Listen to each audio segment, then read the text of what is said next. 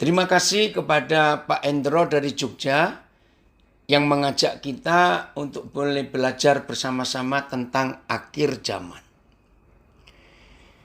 Saudara, kalau kita melihat fakta akhir zaman, ya, maaf ini saya bicara dulu tentang beberapa gereja. Pernah nggak kita menyadari gereja Katolik, gereja-gereja Protestan itu boleh kata hampir tidak pernah mengkhotbahkan sibuk dengan akhir zaman. Ya, kita lihat fakta itu. Bahkan saya bertemu dengan beberapa saudara ya secara hukum gereja. Di gereja-gereja itu mereka itu nggak pernah sepertinya ignore, nggak penting lah akhir zaman. Tapi kenapa di kalangan Pantekosta karismatik ini sangat dibahas dengan banyak versi. Maka itu tema yang saya tulis hari ini untuk Facebook, untuk Instagram.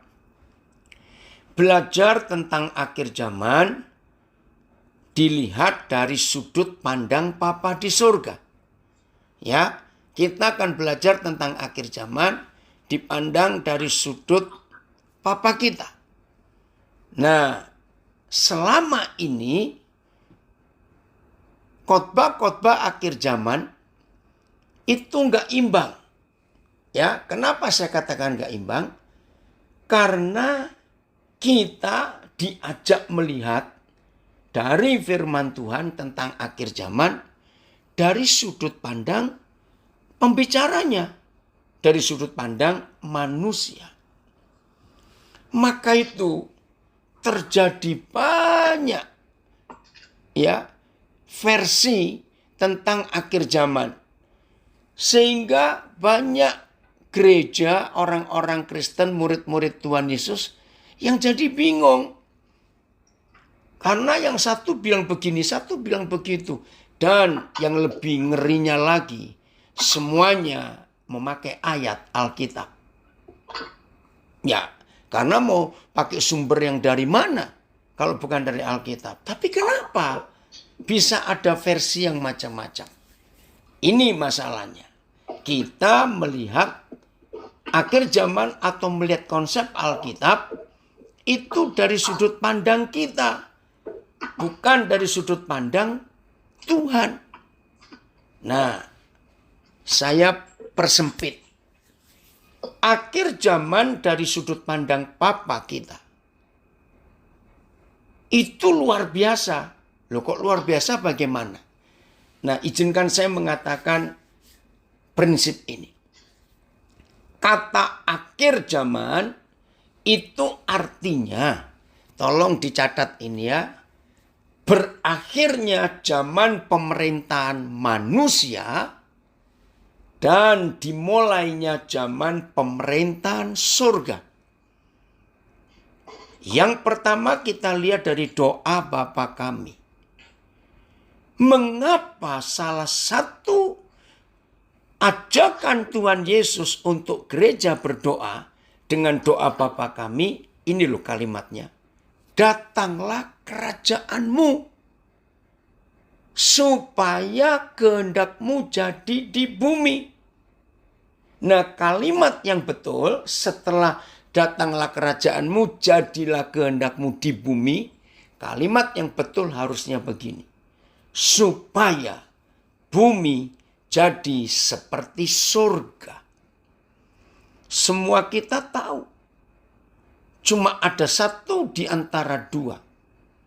Kalau bumi tidak segera menjadi seperti surga, maka bumi akan menjadi seperti neraka.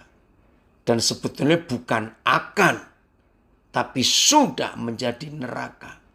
Apalagi dengan si COVID ini kurang ajar betul. Awal-awal dia muncul, itu sudah menakutkan.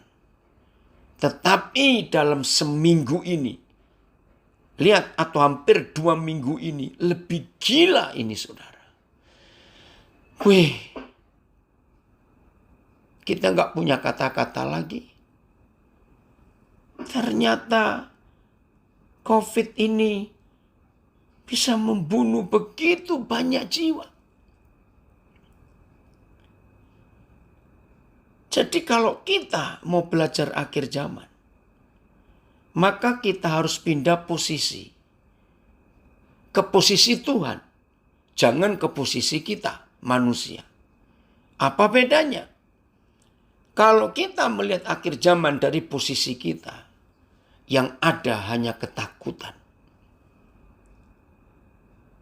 Maka itu salah satu cara iblis merusak pengertian Tuhan terhadap akhir zaman, yaitu lebih menonjolkan si antikris daripada Tuhan Yesus. Sama seperti berita COVID ini. Memang yang meninggal itu ribuan.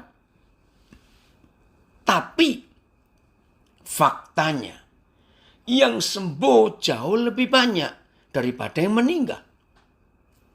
Ngerti nggak kalau kita lihat ini? Nah, dari masalah COVID ini sendiri, kita harus memilih.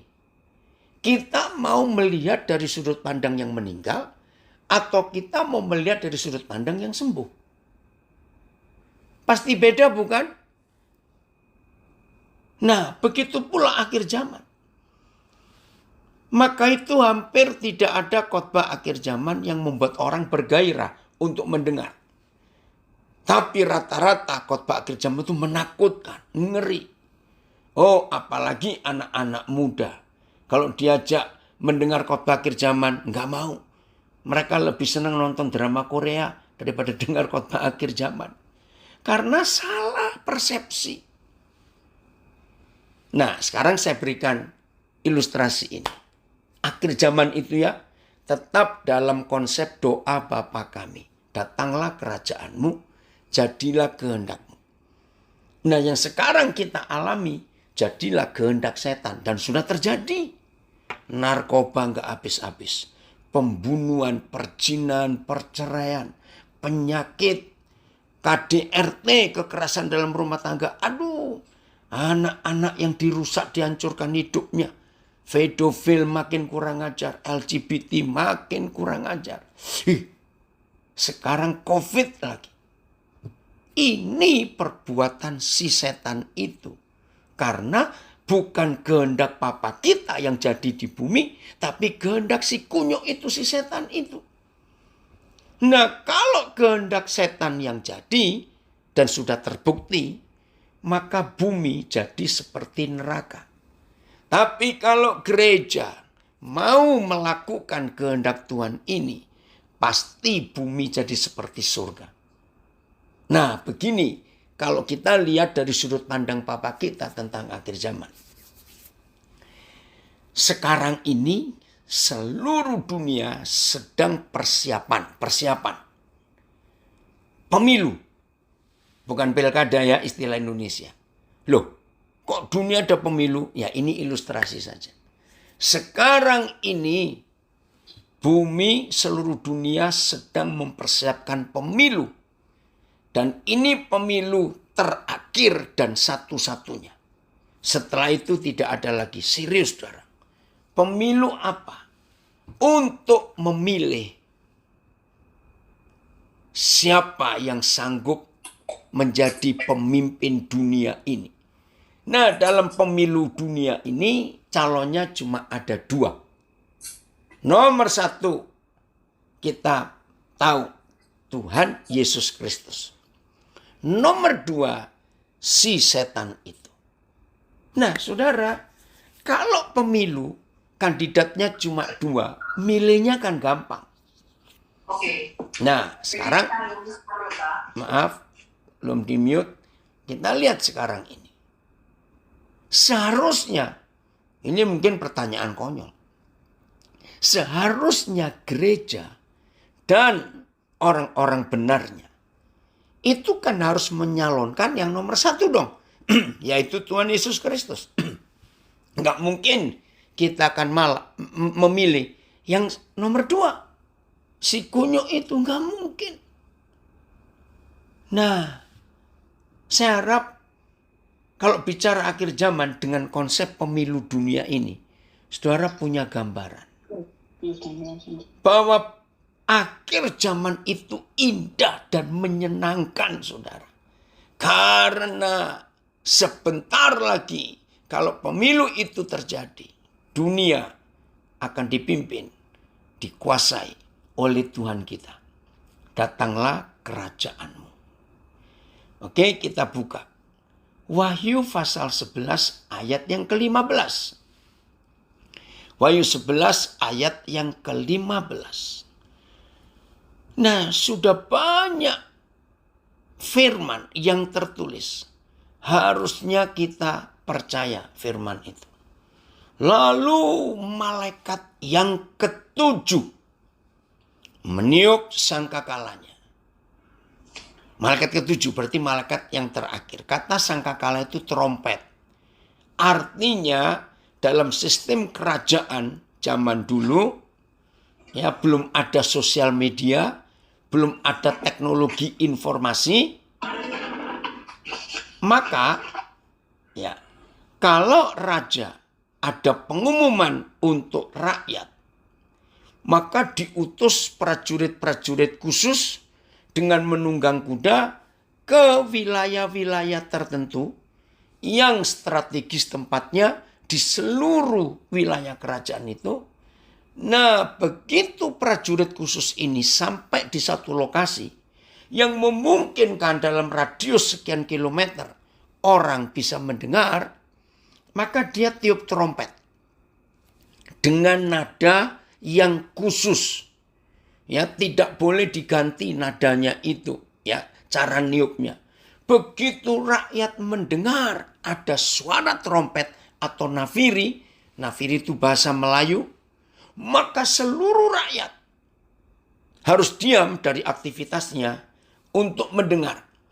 Begitu trompet itu berhenti, maka prajurit membacakan, istilahnya maklumat kerajaan, membacakan berita penting dari raja. Nah, itu kata sangkakala atau nafiri.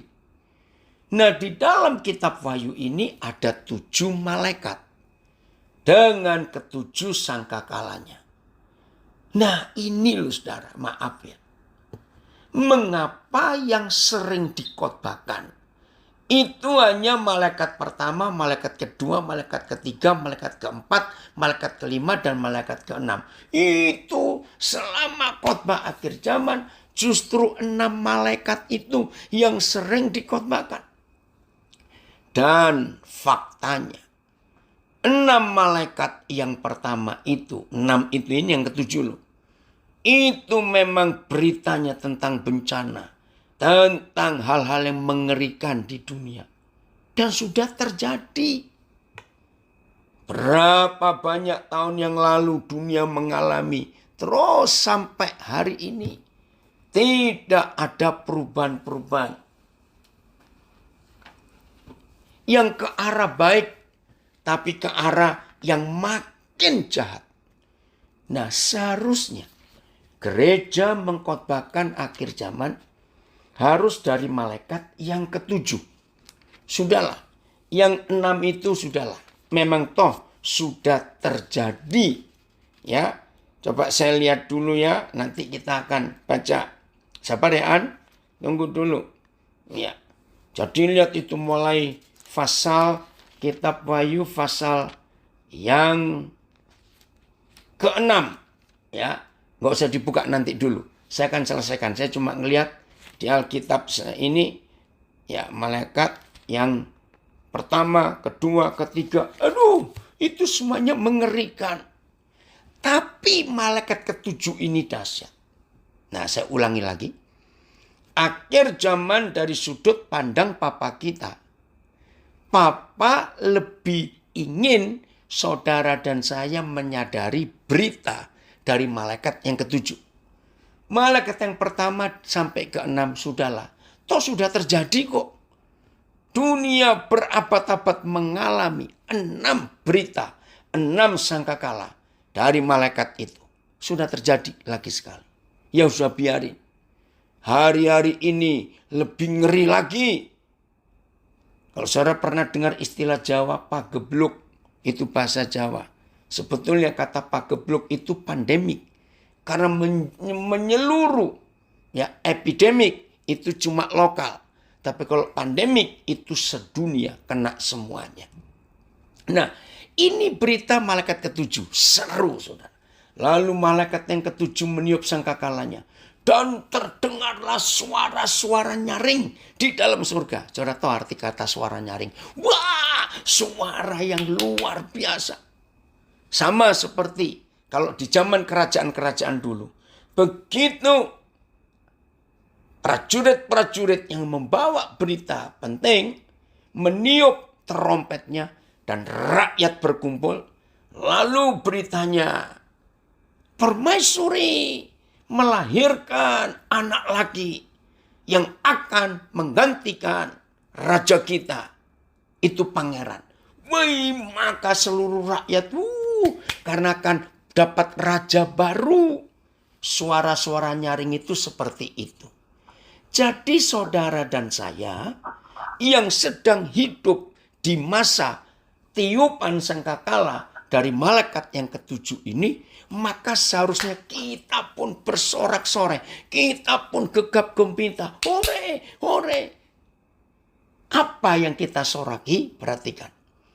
Saya ulangi. Lalu malaikat yang ketujuh meniup sangkakalanya. Dan terdengarlah suara-suara nyaring di dalam surga. Katanya. Saya nggak bisa menirukan. Karena suara mereka itu menggema di seluruh alam semesta. Katanya. Masa sih nggak senang mendengar berita yang seperti ini? Apa beritanya? Pemerintahan atas dunia dipegang oleh Tuhan kita. Jelas Tuhan Yesus Kristus. Dan, yang masih mempunyai persepsi yang salah dan dia yang diurapinya, banyak gereja masih menganggap dan dia yang diurapinya itu adalah Tuhan Yesus. Tidak mungkin. Mau pakai bahasa apa saja. Kalau menunjuk satu orang atau satu pribadi, tidak boleh ada kata dan. Harusnya koma. Pemerintahan atas dunia dipegang oleh Tuhan kita. Dan dia yang diurapinya. Saya percepat. Siapa dan dia yang diurapinya itu bukan Tuhan Yesus. Tuhan Yesus sudah ada di kalimat yang pertama tadi. Pemerintahan atas dunia dipegang oleh Tuhan kita. Dan dia yang diurapinya itu Mesias. Itu Kristus. Saudara perhatikan. Hendro bisa di-mute nggak ya? Yang ribut itu. Saudara dengar. Sudah ya? Dia yang diurapinya itu gereja yang menang. Kita harusnya. Jadi bukan lagi Tuhan Yesus. Tolong mulai hari ini ngerti. Kristus itu bukan nama. Kristus itu jabatan atau pangkat yang diurapi. Jadi gereja yang sudah terima pengurapan, maka kita pun layak disebut Kristus. Karena itu pangkat. Pemerintahan atas dunia itu dipegang oleh Tuhan Yesus dan mempelai perempuannya, yaitu gereja. Apa yang dibuat? Dan ia, dari jamak Tuhan kita dan dia yang diurapinya, begitu kepala dengan tubuh bersatu menjadi tunggal. Dan ia, siapa ia di situ? Tuhan Yesus dan gerejanya yang sudah bersatu akan memerintah sebagai raja sampai kapan? Sampai selama-lamanya. Jadi ini akhir zaman. Oke, saya baca terjemahan yang lain. Lalu malaikat yang ketujuh meniup trompetnya. Dan terdengarlah suara keras di surga yang berkata, Pemerintahan dunia telah menjadi pemerintahannya. Ini kan pemilu. Pemerintahan dunia telah menjadi pemerintahan Yahweh kita. Dan dia yang diurapinya. Dari jamak dan dia menjadi tunggal. Akan memerintah sampai selama-lamanya. PIS, ini pemilu loh saudara, pemilu. Maka itu kalau kita belajar akhir zaman, dilihat dari sudut pandang papa kita, aduh saudara, menyenangkan sekali, bergairah sekali, karena ini pemilu. Dan kita tahu cuma ada 2 kandidat, jangan salah pilih. Nggak lucu kalau kita memilih si kunyuk itu, keterlaluan.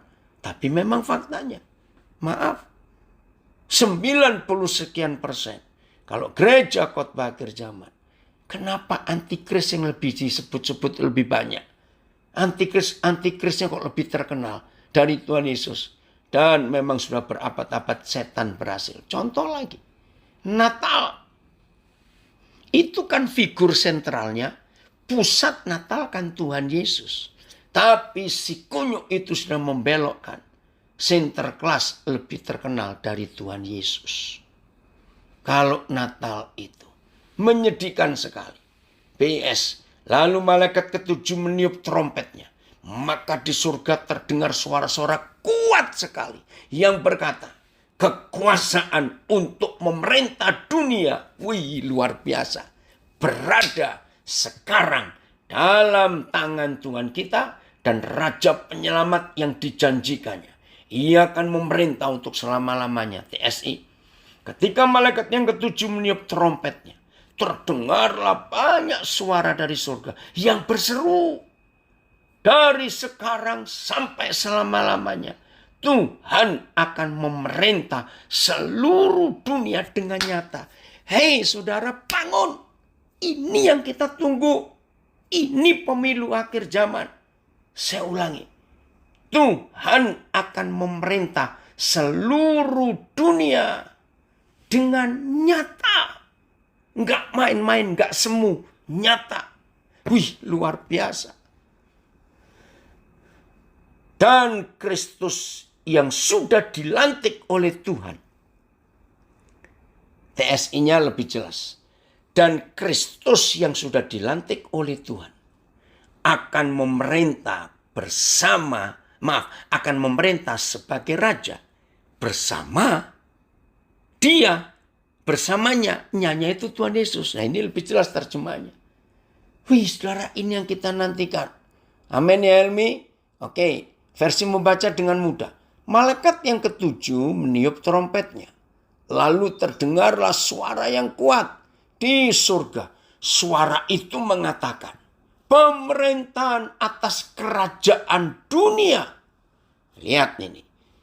Pemerintahan atas kerajaan dunia dipegang oleh Tuhan kita. Dan Kristus yang dijanjikan itu. Ia akan memerintah sampai selama-lamanya. FAYH. Ya, sebentar. Lemuel, Bapak senang kamu ikut gabung.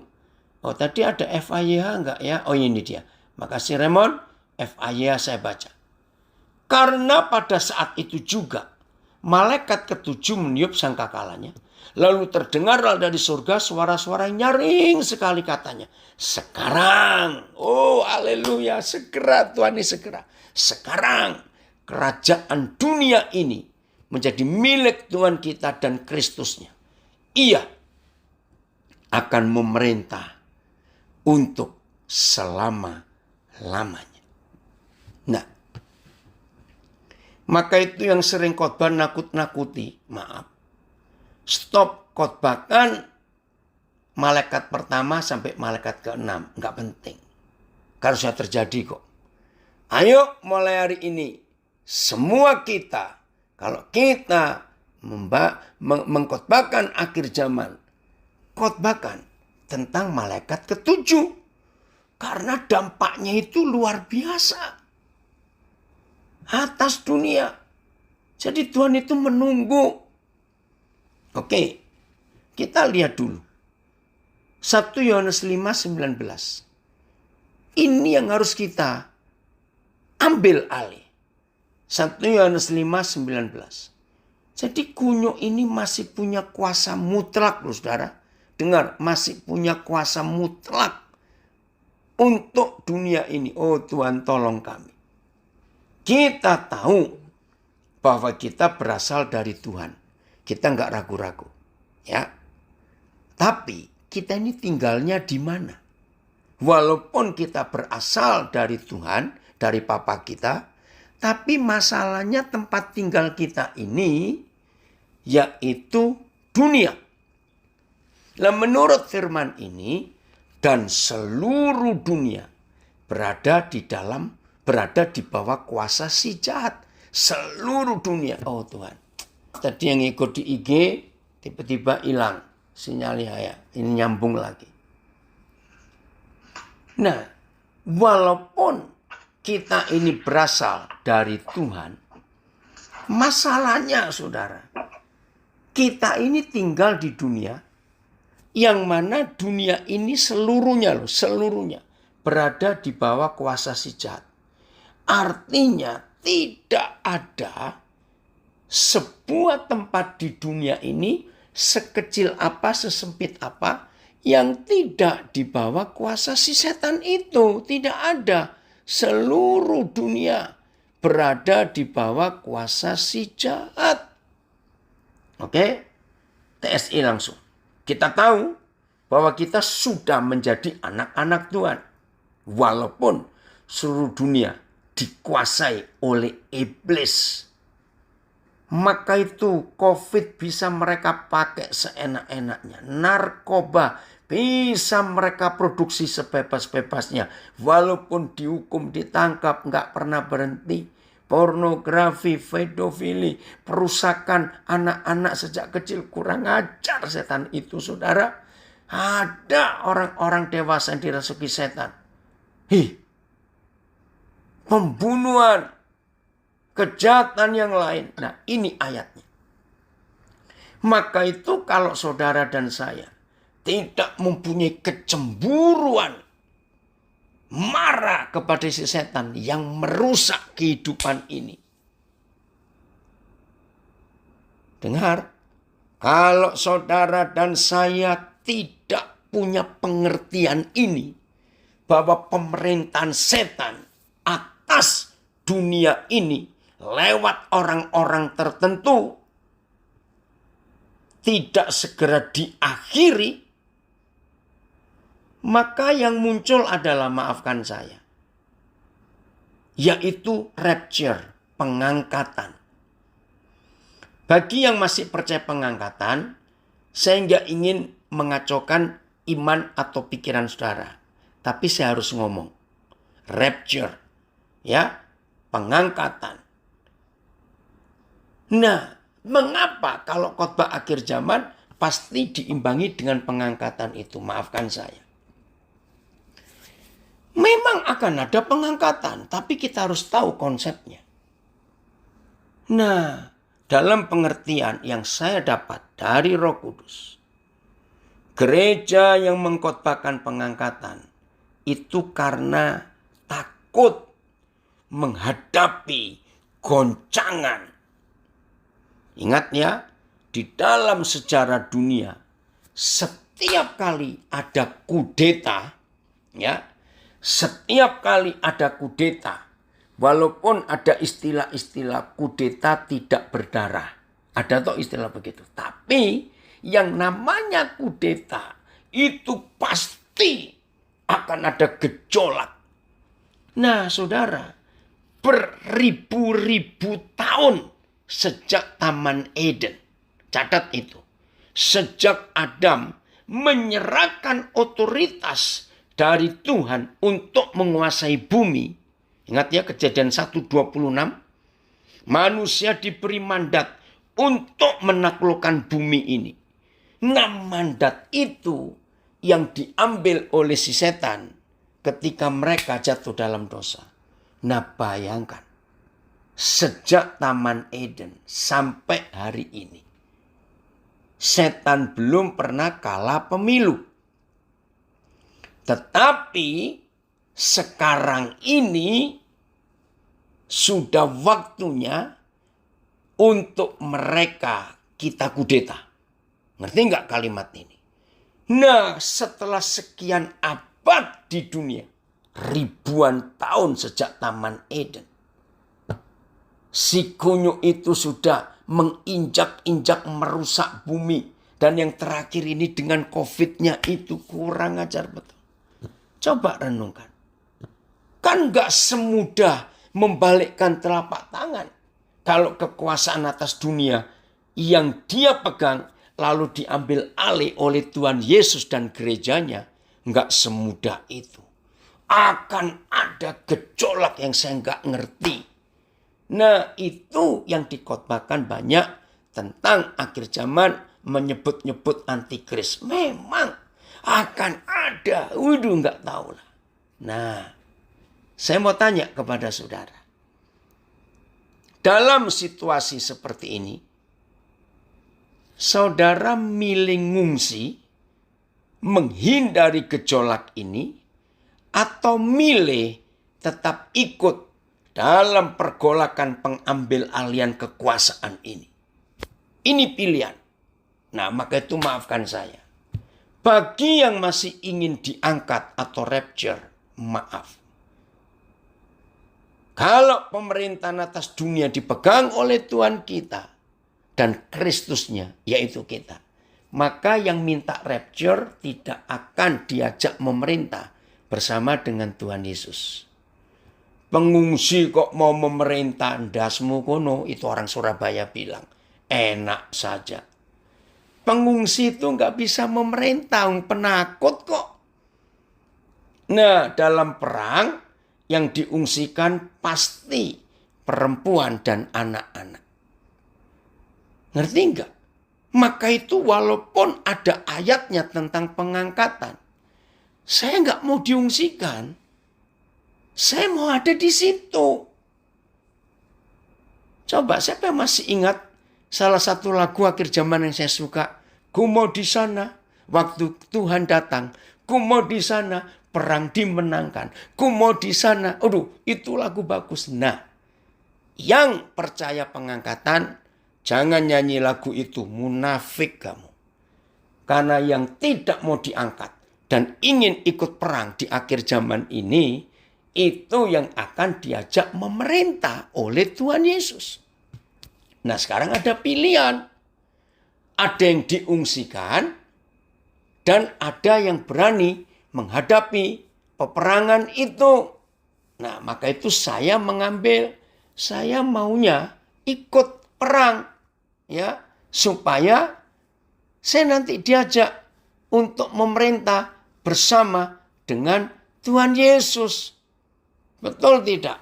Iya, ada komen dari anak saya guru bahasa Inggris. Fight for it, no matter what. Ayo kita perang untuk menghadapi itu. Ya, puji Tuhan. Wah, ini komennya banyak sekali. Ya, dulu ini dari Calgary. Dulu kalau dengar khotbah akhir zaman, saya suka ketakutan sampai nggak berani ke gereja. Kasihan, karena salah khotbah. Ngerti ya saudara? Ini pemilu. Wih, luar biasa. Jadi jangan lupa pemerintahan atas dunia. Wahyu 3 ayat 21. Coba lihat. Seperti ini ya yang kita rindukan. Wahyu 3 ayat 21. Oke, ada yang komen, aku mau ikut perang Koden, ayo barengan. Ya, terima kasih. Ya, banyak orang nggak berani menghadapi gejolak. Iya, saya nggak mau ngungsi. Puji Tuhan. Seru ini ya, seru. Benar, sejak kejatuhan Adam dan Hawa, maka otomatis seluruh dunia sudah dikuasai si jahat. Iya, karena diambil alih. Ya, oh terima kasih Tuhan untuk kita kuat. Benar, sekarang lebih banyak membahas tentang antikris. Tanda-tanda kedatangan antikris banyak sekali dibahas. Nggak usah lah. Kita nggak usah ngomongin dia. Lihat Wahyu 3:21. Barang siapa menang. Kapan kita menang? Coba jawab, maaf ya, maaf. Lagi sekali yang masih percaya pengangkatan nggak apa-apa. Saya tidak mempengaruhi saudara untuk nggak percaya itu. Memang ada ayatnya kok. Saya berkata saya percaya pengangkatan. Tapi saya bisa milih untuk tidak. Karena ada pilihan. Mau ikut perang atau ngungsi. Nah kalau ada pilihan itu ya saya maunya perang. Karena ada ayat ini loh. Coba Wahyu 3:21. Barang siapa menang. Saudara tahu? Pengungsi bisa disebut pemenang enggak? Ya tidak dong. Ngungsi kok menang. Menang itu karena sudah pernah perang. Nah ini barang siapa menang. Ia akan kududukkan bersama-sama dengan aku di atas takhtaku. Sebagaimana aku pun telah menang dan duduk bersama-sama dengan Bapakku di atas takhtanya. Nah ini kan keren. Ayo, kalau ada pilihan seperti ini, tetap masih ada yang mengungsi. Ya nggak apa-apa sih. Cuma ya aduh kasihan betul. Sudah ada pilihan yang enak kok untuk memerintah bersama Yesus. Duduk di takhta yang sama. Ngapain ngungsi? Saya nggak mau. Oke, TSI. Inilah hadiah. Wah ini terjemahan TSI-nya bagus. Inilah hadiah yang akan diberikan kepada setiap kalian yang menang dalam peperangan rohani ini. Aku akan memberikan kuasa kepadamu untuk memerintah bersamaku dan kamu akan duduk di takhta-takhta di sebelah kiri dan kanan takhtaku sebagaimana aku yang sesudah menang dalam peperangan rohani besar lalu duduk di sebelah kanan Bapakku. Oke, FAYH ya. Sebentar. FAYH tadi mana ini? Tunggu. Ya, ini dia. Makasih Raymond. Ya. Semua yang menang akan kududukkan di sisiku pada takhtaku. Sebagaimana aku menduduki tempatku bersama-sama dengan Bapakku pada takhtanya ketika aku telah menang. Maaf. Kalau masih ada yang mengungsi, nggak apa-apa. Itu pilihan saudara. Tapi ini dari banyak komen sudah mulai sadar. Benar, sejak bentar ya. Jelas, ikut perang. Kan komandan perangnya kakak sulung kita, Yesus. Dan banyak saudara yang jadi teman seperjuangan. Betul. Benarkah kalau para pasukan perang itu disebut sebagai the covenant keepers atau anak-anak sulung? Maksud saya istilahnya sama dengan covenant. Boleh. Ya, dalam Ibrani 12 ada gereja di akhir zaman yang anggotanya anak sulung semua. Puji Tuhan. Yang ikut perang. Bisa dimatikan speakernya ini bunyi. Yang ikut perang pasti akan mendapatkan penghargaan, penghormatan dari pemerintahnya. Betul. Sudah dibayar lunas oleh darah Kristus. Pilihannya hanya satu. Ikut apapun yang komando. Tuhan pemilik hidupku. Siap perang. Betul. Ayo ikut perang. Karena Tuhan Yesus sudah melengkapi pakaian perangnya. Puji Tuhan. Supaya jadi pemenang yang harus perang. Betul. Nah ini dia. Ayo kita siap. Pemilunya sudah makin dekat. Ya, makin dekat. Maka itu jangan takut menghadapi ini. Wahyu 5 ayat 10. Wahyu 5 ayat 10. Ada terjemahan yang kurang tepat. Di dalam bahasa Indonesia terjemahan baru. Ya, ini ada amplified. He who overcomes is victorious. Siapa yang menang dengan kejayaan kemenangan, I will grant him to sit beside me on my throne. Akan kududukkan di takhtaku, di samping takhtaku. As myself overcame, karena aku juga telah menang. And sat down beside my father on his throne. Puji Tuhan, ini luar biasa. Ya, Wahyu 5:10. Nah, ini yang beda.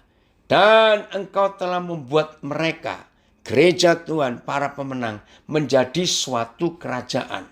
Bukan. Ya, dalam bahasa Inggris, he has made us kings. Bukan kingdom. Kings. Saya lihat terjemahan yang lain, suatu kerajaan. Engkau telah menjadikan mereka kerajaan TSI, menjadikan umat itu warga kerajaan Tuhan dan imam-imam.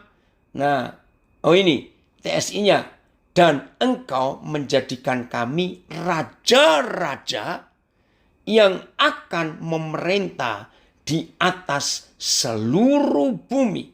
MELT, dan engkau telah menjadikan kami raja-raja dan imam-imam bagi Tuhan kami, dan kami akan memerintah di atas bumi. Engkau telah menjadikan mereka raja-raja dan imam-imam bagi Yahweh kita, dan mereka semua akan memerintah di atas bumi. Nah, saudara, coba. Kalau kita sudah tahu bahwa kita ini ditetapkan untuk menjadi raja-raja yang akan memerintah di atas bumi, itu kan luar biasa, FYI. Engkau telah mengumpulkan mereka dalam suatu kerajaan dan menjadikan mereka imam-imam Tuhan kita. Mereka akan memerintah di bumi karena raja-raja. Amplified, ya, saya amplified. And you have made them a kingdom, royal race. Ya, royal race. Masih sama, pakai kata kingdom, kerajaan. And priest to our God. And they shall reign as kings. Ya, amplified-nya. Dan mereka yang menang tadi akan memerintah as kings over the earth. Wih, luar biasa ini, saudara. Betul ada yang komen. Saya nggak kenal siapa Ridwan Murad. Sungguh sangat bersemangat mendengarnya. Memang harus begitu. Jadi kalau akhir zaman kita bahas dari sudut pandang Tuhan, hidup ini jadi bergairah. Aduh, ini dia. Ada yang tanya. Pasti ada dong syarat dan ketetapan untuk mengambil bagian. Untuk ikut berperang bersama Tuhan Yesus. Pasti ada. Nah, baca ayat-ayat yang lain untuk melihat fakta itu. Maka itu, saudara, mulai hari ini, ayo kita nggak ragu-ragu lagi. Karena persiapan yang Tuhan siapkan untuk gerejanya mengambil alih pemerintahan atas dunia ini.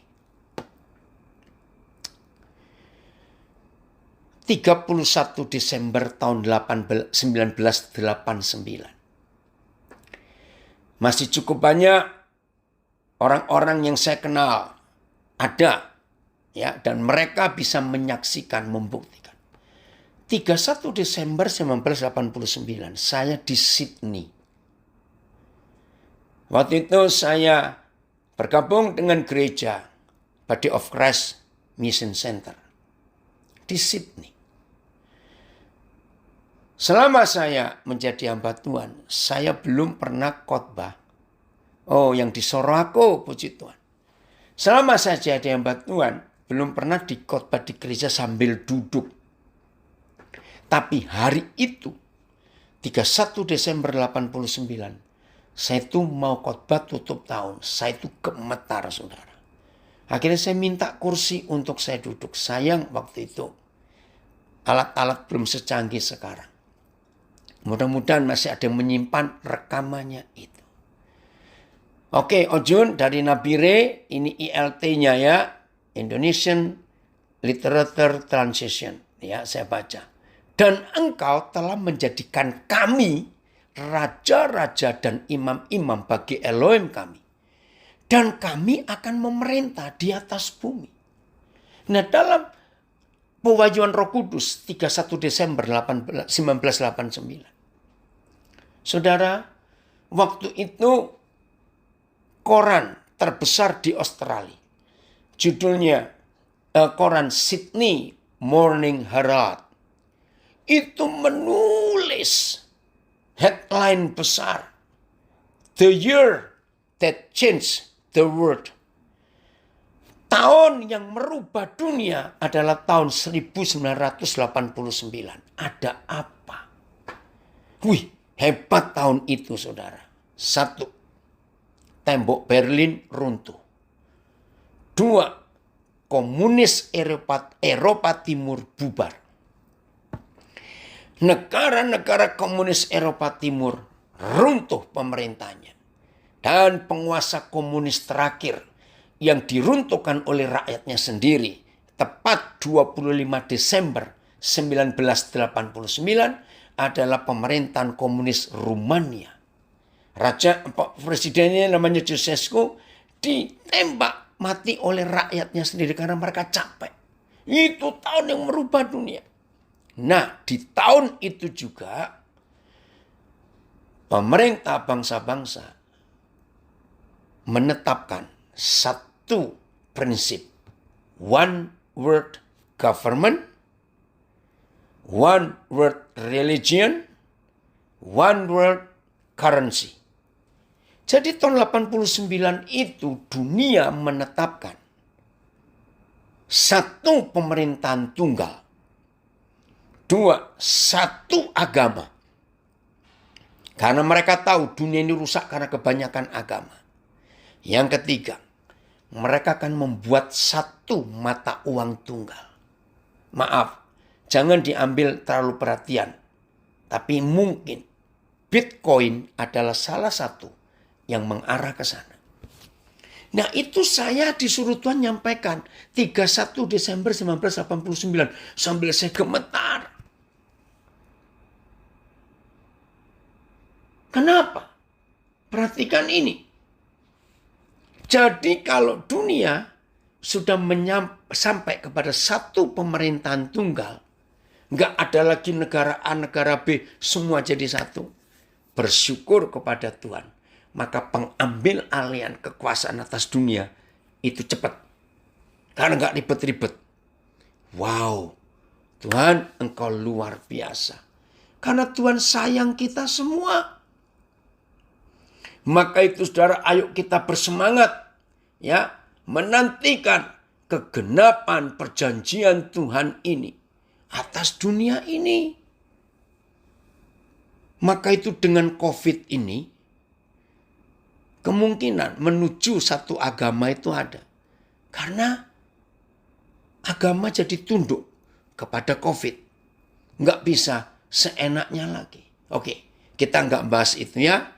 Ayo kita membahas, datanglah kerajaanmu, jadilah kehendakmu, supaya bumi jadi seperti sorga. Wih, luar biasa. Nah, kapan? Wahyu 19. Ayat yang ke-16. Wahyu 19 ayat yang ke-16. Pada akhirnya ke sini. Saudara, di dalam gereja-gereja karismatik Pantekosta, weh, kalau berteriak, Yesus, Raja segala Raja. Ayo, ulangi 7 kali. Saudara pernah tahu enggak? Hanya ada satu ayat yang memberitahu kita bahwa dia itu memang rajanya raja-raja. Yesus Tuhan kita itu adalah Tuhannya. Tuhan-Tuhan. Jadi kalau kita membaca ayat ini, dan satu-satunya ayat itu ya cuma ini. Wahyu 19 ayat 16. Di seluruh Alkitab tidak ada lagi yang pernah menuliskan kapan dia itu menjadi rajanya raja-raja. Jadi kalau membaca bukan raja segala raja, enteng. The King of Kings, rajanya raja-raja. The Lord of Lords, Tuhannya Tuhan-Tuhan. Nah, ini akhir zaman. Seru sekali. Saya sangat bergairah kalau melihat akhir zaman seperti ini.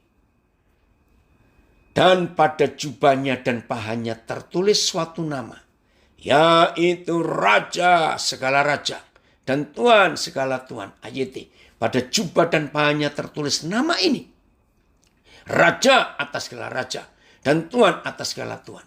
Pada jubahnya terus satu nama, Raja atas segala Raja, sama PS Raja segala Raja, Tuhan segala Tuhan, TSI. Yaitu Raja atas segala Raja dan penguasa atas segala penguasa. Betul? Oke, Rama, Papa senang kamu juga ikut. Ayo mengkampanyekan Raja yang benar dan pemerintahnya. Amin. Ini luar biasa. Ya. Oke. Raymond, kamu di mana? FAY-nya mana? Ya. Nah sekarang kalau kita tahu seperti ini saudara. Apa yang kita perlu takutkan? Untuk menghadapi akhir zaman. Ini menyenangkan. Nah, kapan? Ya, kapan? Raja segala raja itu jadi. Kembali ke Wahyu 19. Kapan? Ini loh. Oke, lihat ayat 6. Judulnya. Yang terjemahan, satu terjemahan. Karena ada judulnya. Menarik sekali. Ayat 6, Wahyu 19. Ayo, semua yang punya Alkitab, buka. Judulnya ini luar biasa. Perjamuan kawin anak domba. Kalau saya pakai istilah zaman sekarang. Tuhan mantu. Ngerti enggak? Yahweh Tuhan membuat pesta pernikahan anak domba. Jelas Tuhan Yesus. Lah terus siapa mempelainya? Nggak usah tanya lo ya. Ya kita ini mempelainya. Betul tidak? Oke. Lalu aku mendengar seperti suara himpunan besar orang banyak. Seperti desau air bah. Dan seperti deru guru yang hebat katanya. Haleluya. Karena Yahweh Tuhan kita yang Maha Kuasa telah menjadi raja. Jadi Tuhan Yesus itu menjadi raja setelah dia bersatu dengan tubuhnya. Saudara, sampai hari ini saya belum pernah ada anak Tuhan yang pernah mengubah lagu menjadi lagu Wahyu 19 ini. Kecuali seorang hamba Tuhan dari Amerika yang lama tinggal di Bandung namanya Garrett Hansen.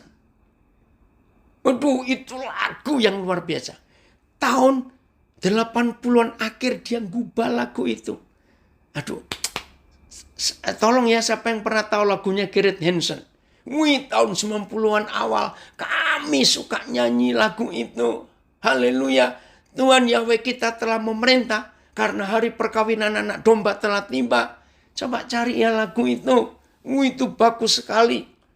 Nah, cuma dia selama ini saya belum tahu. Ada orang yang pernah mengubah lagu tentang hari pernikahan anak domba dan Yesus jadi raja. Coba berapa terjemahan? Kita lihat ini ayat 6-nya. Seru ya? Ayat ini. Lalu aku mendengar suara seperti sekumpulan orang banyak. Seperti desau air bah. Dan seperti bunyi guntur yang hebat berkata, haleluya. Sebab Yahweh Tuhan kita yang Maha Kuasa memerintah. BS. Setelah itu saya mendengar sesuatu. Seperti suara sekumpulan orang banyak sekali. Bunyinya seperti gelombang yang bergelora. Dan seperti guntur bergemuruh. Kenapa? Suara dunia, alam semesta ribut. Karena itu yang dinantikan. Tuhan mantu. Yesus bersatu dengan gerejanya. Menjadi sah kepala dengan tubuh. Terus saya mendengar mereka berkata, pujilah Tuhan. Sebab Yahweh Tuhan kita yang Maha Kuasa itu sekarang memerintah. TSI. Kemudian saya mendengar suara orang yang sangat banyak itu. Dan suara para malaikat. Bunyinya seperti bunyi air terjun yang besar. Atau seperti bunyi guntur yang hebat. Ketika mereka bersorak-sorai. Haleluya. Karena sekarang Yahweh Tuhan kita memerintah dengan nyata. Terpujilah yang Maha Kuasa. Saudara, ini loh. Masa kita nggak bersuka cita, nggak antusias, nggak bergairah. Mendengar akhir zaman sudah makin dekat. Karena pemerintahan dunia ini segera Tuhan ambil alih bersama kita. Puji Tuhan, saya selalu mendapat hal baru. Banyak hal yang menyimpang selama ini. Puji Tuhan. Ya, mari kita bersuka. Beri kemuliaan padanya pernikahan anak domba. Kita mari persiapkan diri. Haleluya. Sebab Tuhan, apa ini? Sebab Tuhan Yahweh kita yang berkuasa. Betul. Ada nggak yang sudah ketemu lagunya Garrett Hansen ya? Itu lagu luar biasa. Ricky nggak ada ya di sini. Biasanya dia paling cepat itu kalau cari. Oke? Sekarang kembalian ke Wahyu 19. Ayat yang ada yang aneh. Dan ini harus berjaga-jaga. Saudara, sebentar saya lihat. ayat yang ke-19 ayat 9. Berapa terjemahan? Nah, ini ya kita harus hati-hati. Ya. Kata siap kita berperang itu mudah diucapkan. Tapi untuk mau berperang itu pilihan. Kalau kita menghidupi firman-Nya, terima kasih Tinus, ini anak saya dari Nabire. Kalau kita menghidupi firman-Nya, maka kita siap berperang. Haleluya. Betul. Oh, itu lagunya ya, Yefta. Ya. Tapi kata pertamanya, haleluya. Saya lupa itu. Ya, oke. Lihat ayat 9. Ini kita harus hati-hati ya.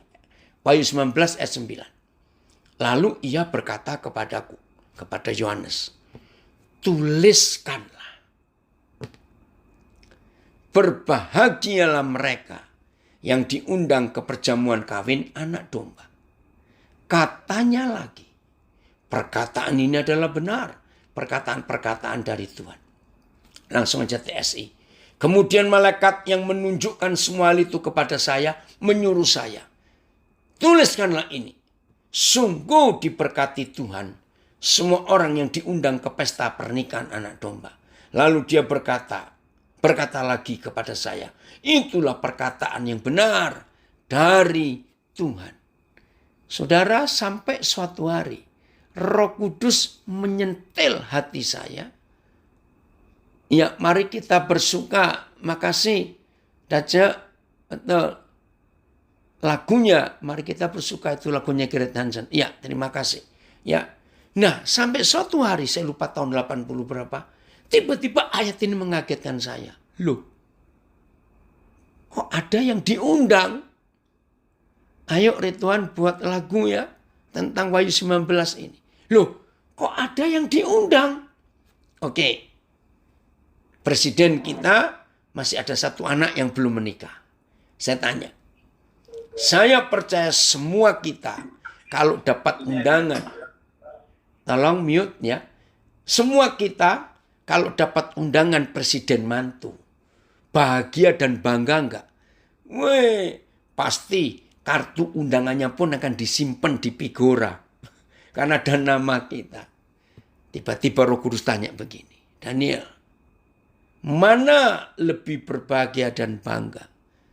Yang jadi undangan atau yang jadi mantunya? Wih, saya kaget. Oke, saya bertobat Tuhan. Saya nggak mau jadi yang diundang. Saya mau jadi mempelainya raja segala raja. Maafkan saya ya, jangan marah. Kalau saya mendapat pengertian ini, ada dua kelompok yang akan jadi undangan waktu Tuhan mantu. Satu, yang mengungsi. Yang kedua, maafkan saya nggak bisa sebutkan di sini. Tapi yang penting mulai hari ini, ayo kita berlomba-lomba menyiapkan hidup yang benar. Supaya kita layak menjadi mempelai anak domba. Setuju ya? Nah, begitu Tuhan mantu, kembali ke Wahyu 19 tapi yang satu terjemahan saja supaya kita bisa melihatnya lengkap. Ada nggak yang menemukan di Google atau YouTube lagunya Gerrit Hansen? Diputar nanti supaya pada akhirnya kita bisa menyanyi. Ya. Ayat 10. Oh, nanti saja Ernie. Ada yang ngotot. Yang kedua, kenapa nggak bisa disebutkan? Nanti saja. Yang penting kita siap jadi mempelai yang benar. Maka tersungkurlah aku di depan kakinya untuk menyembah dia. Tetapi ia berkata kepadaku, janganlah berbuat demikian. Aku adalah hamba sama dengan engkau. Dan seorang-seorangmu yang memiliki kesaksian Yesus. Sembahlah Tuhan. Karena kesaksian Yesus adalah roh nubuat. Nah, mulai hari ini. Karena wahyu ini kan surat.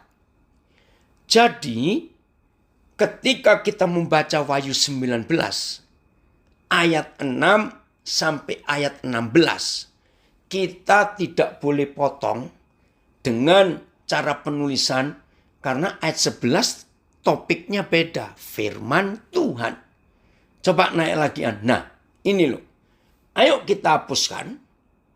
Topik ini jangan dipotong. Lanjut.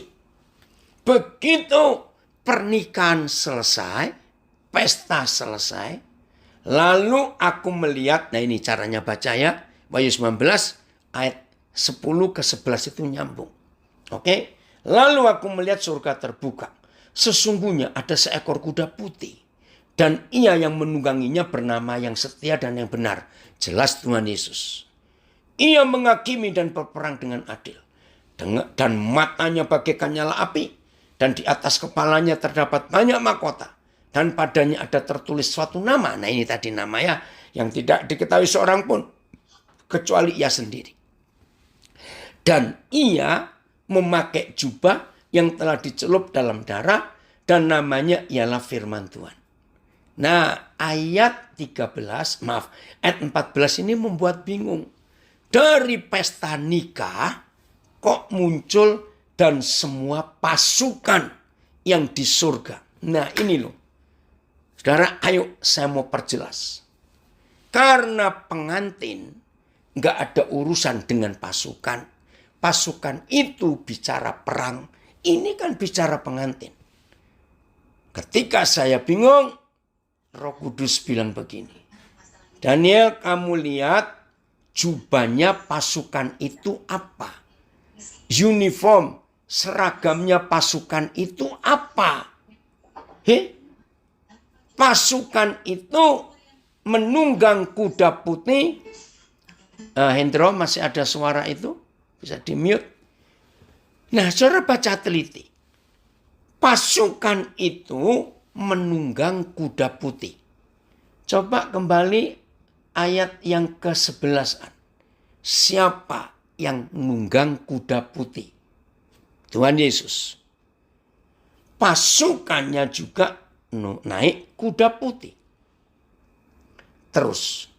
Dan memakai lenan halus yang putih bersih. Siapa pasukan itu? Naik ke ayat ke-10. Ayat yang ke-8. Ayat 8. Saudara lihat. Wahyu 19 ini. Oh. Ya 8. Dan kepada mempelai perempuannya dikaruniakan supaya memakai kain lenan halus yang berkilau-kilauan dan yang putih bersih. Ayo kita gabung. Ayat 8, pengantin perempuan Tuhan Yesus memakai kain lenan halus yang berkilau-kilauan dan putih bersih. Kembali ke ayat 14. Dan pasukan yang keluar dari surga. Kuda putih melambangkan pemerintahan yang kudus. Ada yang tanya ya. Jangan sibuk dengan kuda putihnya. Sibuklah dengan jadi mempelainya. Itu jauh lebih penting. Dengarkan ini. Dan semua pasukan yang di surga mengikuti dia. Mereka menunggang kuda putih dan memakai lenan halus yang putih bersih. Jadi, begitu saudara dan saya jadi pemenang dan tidak jadi undangan di pesta Tuhan mantu, tetapi para pemenang menjadi mempelainya, menunggangi kuda putih yang sama, karena kepala dengan tubuh bersatu. Dan memakai lenan halus tanda kekudusan dan pertobatan yang mutlak. Keluarlah. Ya. Keluarlah. Pasukan itu.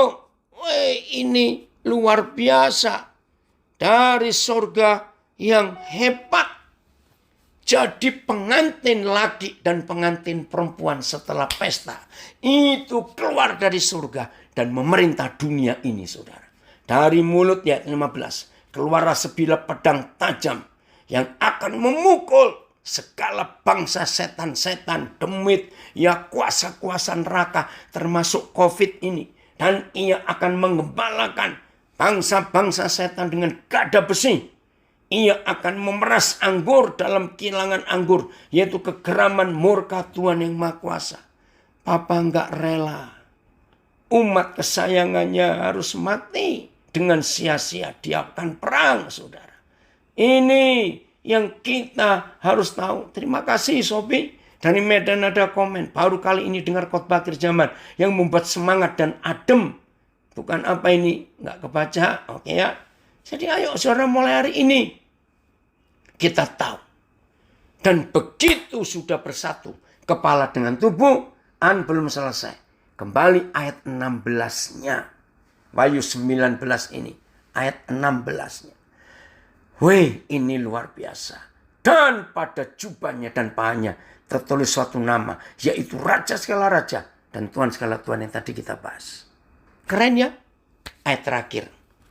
2 Korintus 11 ayat 2.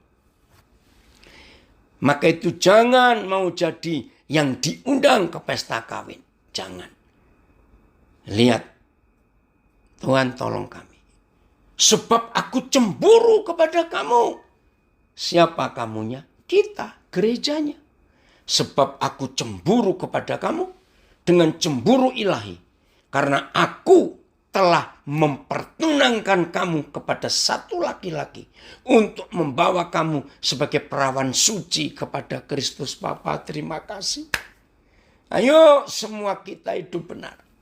Sebab aku merasa cemburu kepada kamu dengan kecemburuan ilahi. Karena aku sudah menunangkan kamu dengan satu suami. Yaitu mempersembahkan kamu sebagai perawan yang suci kepada Kristus.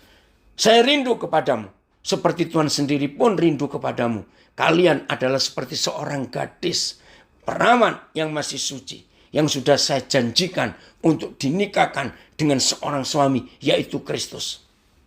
TSI, sebelum saya menyampaikan hal itu, perlu saya beritahukan bahwa Tuhan menghendaki saya untuk terus menjaga kalian dengan ketat.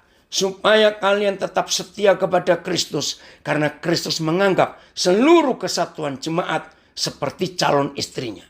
Jadi saya yang sudah mempertunangkan kalian dengan Kristus. Seperti seorang perawan yang ditunangkan dengan calon suaminya. Jadi saya seperti bapak yang menjaga anak gadisnya. Supaya tetap setia kepada calon suaminya sampai pada hari pernikahan. Rekan-rekan hamba Tuhan, Tuhan tolong kami. Para gembala, itulah kita yang ada di ayat 2 Korintus 12. Gembalakan jemaat dengan benar. Kita mempersiapkan mereka untuk menjadi perawan suci bersatu dengan Tuhan Yesus. Dan kita juga, kalau pada akhirnya ini luar biasa. Kita pun akan menikah dengan dia. Jadi yang masih ngotot apa yang kedua, sudahlah. Yang penting siapkan diri kita menjadi perawan yang suci. Ini akhir zaman. Keren ya? Terima kasih Bapak. Oh Roh Kudus tolong kami. Biar Roh